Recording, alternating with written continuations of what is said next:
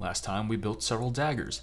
This time we're going to go the complete opposite direction and build oversized swords. For our first sword, I chose the blade of Ahrah. Start by spreading glue on a sheet of 110 pound cardstock. I recommend only using 110 pound or heavier weight paper. Glue 3 sheets together and let dry underneath heavy books for 24 hours. You'll need around 16 of these.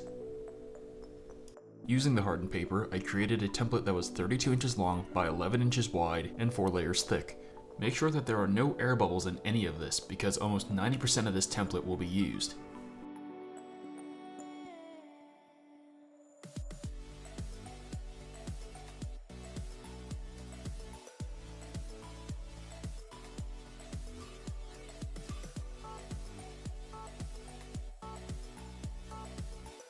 Download and print out the cut sheet that I provided and tape it to the template.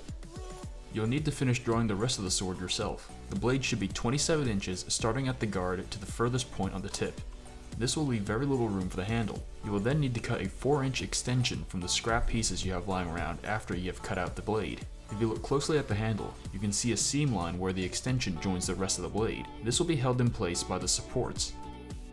I put 4 layers of supports on both sides of the sword. I am using 6-inch craft sticks and a high temperature hot glue gun to hold the supports in place.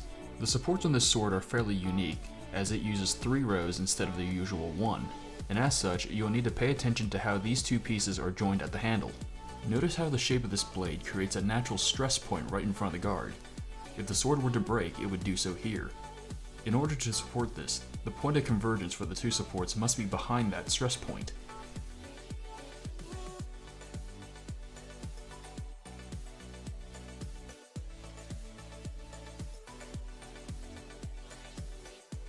Since this sword will be replacing an older sword that has seen abusive use, I will be superglue hardening all the edges. This step is optional. Make 6 more sheets of hardened paper that are only 2 sheets of 110 pound paper glued back to back. Trace and cut out the blade profile. This will become the panels that will cover the supports.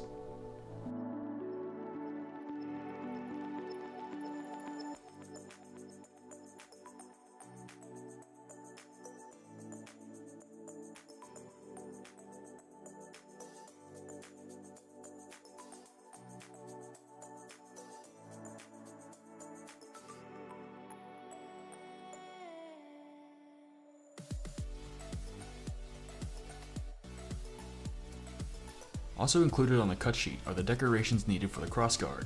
Cut those out and glue them into place. By this point, I had spray painted the blade a dark blue and the crossguard a yellow.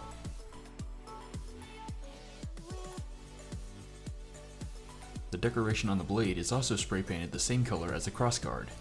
To create a leather texture for the handle, take regular printer paper and crumple it up into a ball. Repeat this process until you get a texture that you like. Then spray paint this brown. I spray painted another sheet of hardened paper light blue to be used to cut out these runes. You will need 2 copies of these runes, one of which needs to be mirrored before you print it. Cut 2 1-inch strips and use it to wrap the guard as shown. The rest of the paper will then be used to wrap the rest of the handle. For the pommel, you can either find a pre-existing dragon head or take modeling clay and sculpt your own. Mine was 3D printed.